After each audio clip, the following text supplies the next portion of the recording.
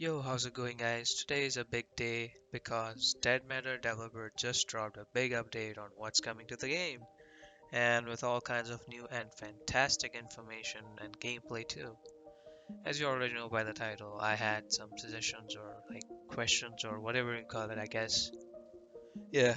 So first of all, I know it's hard to make everything that I say and it's not likely gonna get implemented. But I just had some thoughts on it, and I wanted to share it with you guys and just discuss it with you guys. Yeah. So let's get dive into it, shall we? First, hotkeys for transferring items or selecting multiple items and transferring it.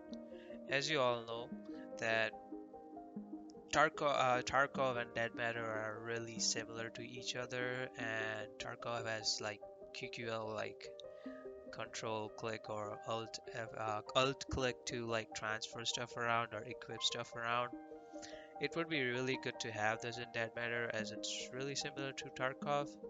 Yeah, and also add one more thing to extend that transferring, for example, if you're transferring stuff around and you have a stackable item, it's good to have the game automatically deciding that stacking stuff out rather than we manually doing it, which is much more pain in the butt.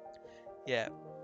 Second, animation for opening, closing, pushing doors or windows or turning on radio or picking up items or whatever, that kind of little bit stuff which a developer can add animations for all of them, so it just looks more cinematic and it looks super smooth rather than having just press F to open the door or something like that. Yeah, as you for example, if you have played Dying Light, if you want to pick up stuff, it's like there is an animation to it where the guy gets gets the stuff by his hand and puts in his inventory or whatnot. Yeah, something like that. It just makes super smooth gameplay, I would say. Third, while watching the video, the vlog that they posted, currently the vlog 10, if I'm guessing the number right, but as soon as the gameplay got started or something, when he was opening the drawers in the house, there was all of a sudden pop-up inventory whenever he was searching stuff, which freaked me out. Like there was all of a sudden sound. I would rather suggest just fading in the inventory so it just super smooth, I would say. Yeah, and to extend this, there was also a 2 or 3 seconds delay for searching. It wasn't searching, it was just making that sound for some reason. I'm not too sure, but yeah, just this thing to fix, or I just have this suggestion. That's all. Fourth, benchmark for lowest settings playing on GTX 1050. It would be really super nice to have to just see what kind of FPS we are getting on lowest setting on GTX 1050. For example, poor players like me doesn't have 2080 Ti or something like that. Yeah, for example, it's not good thing to give a benchmark for 2080 Ti, as it's obviously gonna get better FPS than GTX 1050. So I would suggest giving us FPS or some kind of estimate for 1050 Ti people. That's all. Fifth, giving an option to disable the 3D character which is in the middle of inventory right now, which would help get some better performance, I would say. Yeah, and maybe giving an option to also changing the 3D model from to 2D model, which is for example, if anybody has ever played the Long Dark, not too sure, but they have inventory system where the character has all the clothing and whatnot, but it's in 2D. It's not in 3D, which makes better performance, I would say. And also the Rust developers also gave like option to disable the character just for the sake of performance, which would be really nice to have. Sixth, making ambient sound much more realistic. Yeah, right now I saw the vlog and it was too windy, I would say, and the the sound of ambience was I would say good, not bad. but making it a little bit lower, as you all know that in Tarkov, if you have ever heard the ambience, it's like really high, like you, it's just too much. It's non-realistic. Just making it super realistic, like low end voice and but hearable, listenable, but not too much that it's like hurts your ears. That's all. Number seven. As you all know, as you watched the vlog, there were when they were talking to each other, they didn't have like, for example, in-game icon that pops up while you are speaking something inside the game.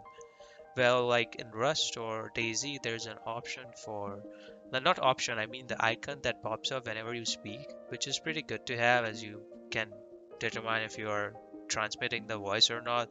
That's all. Number 8, backpack wiggling. As you already know in the vlog, like people in the comment section were like talking about backpack wiggling, which was pretty weird. I was still laughing on it, but yeah, maybe I thought like why not add an algorithm on the backpack? It's like if the backpack is empty or there's light stuff inside it, it's like the backpack is not wiggling too much, and if there's heavy stuff inside it like guns or whatnot, the backpack is not wiggling or a little bit less wiggling. That's all. And yeah, if it's like if you encounter some guy, for example, and he has some heavy stuff inside it, and you ask him like, drop me a gun if which whatever you have inside a backpack or whatnot, then if the backpack is not wiggling, it's less wiggling, then you can identify if that guy has stuff inside it and if he's lying or not.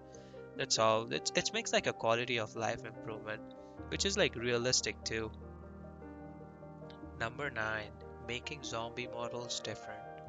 For example, if you have seen the vlog, like you saw zombies across the board, like they weren't same height, same kind of models, and it was the consistency was same across the board. I would suggest is making some zombies like different in height, like some is less, some are shorter, some are longer in height, and also making like some zombies walk and some zombies like walk a little bit faster. Just cause like if you're encountering some zombies, it's like not like all of the zombies are coming right at you like together. Rather than like some zombies have like just like crawling or whatever, which makes it like zombie encounter a little bit less risky or whatnot. Yeah, it just makes it more realistic, that's all. Number 10, features to hide inside big dustbins or car trunks, just like Hitman. If you have ever played Hitman, it's like you can hide inside dustbins or whatnot, which which was pretty good to like hide from people. For example, there's like 5 people looking for you inside a town and you want to hide from them. You can just hide behind the like the, or hide inside the dustbin, which is pretty good to have and safe to assume you'll be safe for a few minutes and they will be gone. Yeah. And also like I thought about a funny feature like role playing stuff, like you can like chain up a guy or something like that and you can put him inside a car trunk and you can just drag him, like ride him over something like that. It's just role playing element, which is super good to have. That's all. Yeah. Anyway, guys, this is the end of the video. If you have any kind of suggestions or you want to discuss any kind of stuff with me, I would be really happy to hear them. Yeah, and I'm really looking forward for this game. It's been really progressing really well, and I'm really seeing like developers putting so much effort in it. They're really like constantly working on the vlog or whatnot for like 3 days or something. That's what Nick said, something like that. I'm not too sure, but yeah, they were working pretty hard, and gotta give credit where it's due, right? Yeah, I'm really looking forward for this game, and yeah, I hope you guys enjoy this video. Yep. And if you have any kind of suggestions or discussions, let me know in the comment section below. I'm really happy to hear them. Anyway, have a great day, guys. See you in the next one. Bye bye.